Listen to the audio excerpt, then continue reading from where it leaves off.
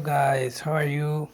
This is Shoaib Malik and today I came with my new videos about this amazing slimmest Apple Magic Mouse. It's Apple Magic Mouse 2 and I will tell you how to change its batteries.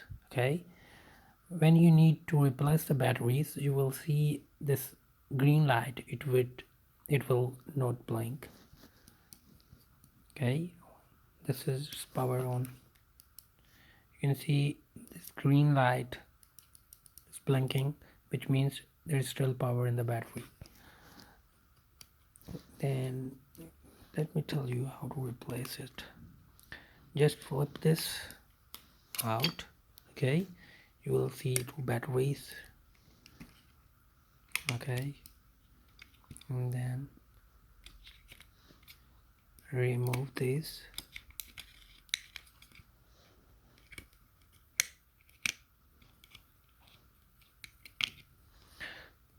Okay,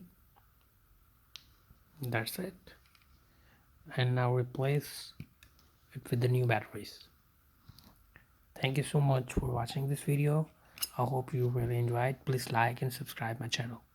Bye.